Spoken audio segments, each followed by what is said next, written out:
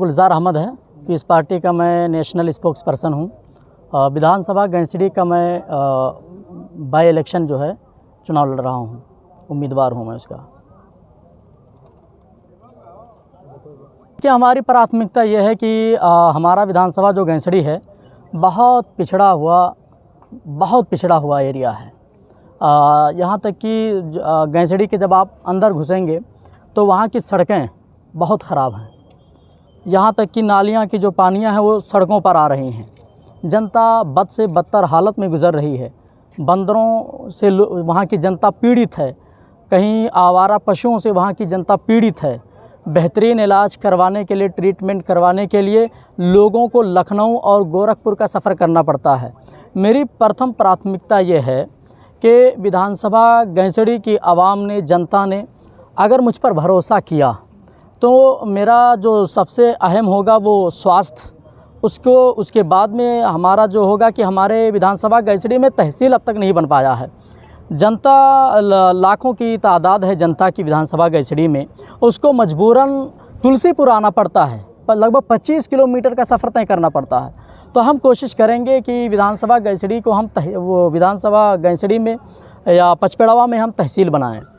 और वहाँ की जनता सबसे ज़्यादा जो पीड़ित है वो स्वास्थ्य को लेकर के, सही इलाज करवाने के लिए वहाँ पर कोई सरकारी हॉस्पिटल तो है, लेकिन वहाँ से क्या होता है कि जाओ भाई दवा बाहर ले लो। तो उसको लेकर के हम उस मुद्दे पर भी काम करेंगे। शैलू सिंह और राकेश यादव जी के बारे में आप क्या कहते हैं? देखिए, राकेश यादव जी और शैलू सिंह जी के बारे में हम क्या बताएं। शैलू जी भी विधायक रहे वहाँ से, और हमारे राकेश भैया हैं तो उनके भी पिताश्री वहाँ से विधायक रहे। लेकिन दोनों लोग सत्ता में रहे और फुल बहुमत के सत्ता में रहे, चाहे वो शैलू भैया हों, चाहे वो राकेश भैया के पिताजी हों, फुल सत्ता में रहे, यहाँ तक कि मंत्री भी रहे। लेकिन जिस तरह से विकास करना चाहिए दोनों लोगों को सत्ता में रहते हुए, उस तरह से वो लोग विकास नहीं कर पाए। अभी हाल ही फिलहाल में कुछ दिन पहले एक मुस्लिम संख्या में, बहुत आय संख्या में लोगों ने भाजपा से सदस्यता ग्रहण किया गैंसडी में, और बताया जा रहा है जनसमर्थन ज़्यादा मिल रहा है। ऐसे में आप इस लड़ाई को किस तरह से देखते हैं? देखिए, अगर ये तो भाई लोकतंत्र है, और लोकतंत्र में ये होता ये है कि हर समाज हर पार्टी के साथ जुड़ा होता है। हम हैं पीस पार्टी, तो हमारा भी जो अलायंस है वो डॉक्टर BL वर्मा किसान पार्टी के राष्ट्रीय अध्यक्ष हैं, तो वर्मा समाज हमारा समर्थन कर रहा है।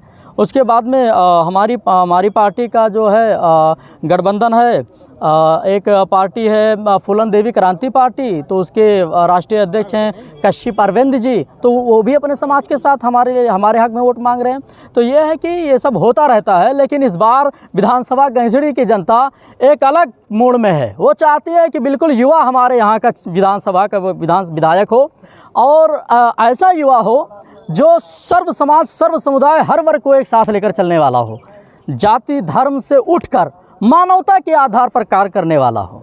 ये जनता चाहती है और जनता बदलाव चाहती है। बार बार आप छुट्टा जानवर की बात कर रहे हैं जी, तो उस पर लगाम नहीं, उसके लिए रोड मैप क्या है आपके पास? उसके लिए रोड मैप ये है कि जैसे माननीय श्री योगी आदित्यनाथ जी ने गौशाला बनवाया है, लेकिन गौशाले में गाय नहीं है, सारी गाय रोडों पर, सड़कों पर हैं।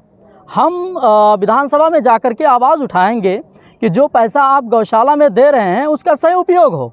जो गायें खेतों में, खलिहानों में, रोडों पर, गायों की वजह से इतना ज़्यादा एक्सीडेंटल केस हो रहे हैं, पर डे होता है, हर दिन होता है। हम उसको लेकर के मांग करेंगे कि जो गायें हैं वो सही जगह पर जाएं, सुरक्षित रहें, जिससे गायें भी सुरक्षित रहें और वहाँ की आवाम भी सुरक्षित रहें। चलिए, मान लिया जाए कि जनता आपको एक बार मौका दे देती है, जी, आप विधायक बन जाते हैं, फिर आप कहेंगे कि हमारा जो है ऊपर केंद्र में हमारी सरकार नहीं है, इसलिए काम नहीं हो पा रहा है और चीज़ें नहीं मिल रही हैं, ऊपर से सारी फैसिलिटी नहीं हो रही है, तो क्या कहेंगे आप? देखिए, हमारा काम है मांग करना।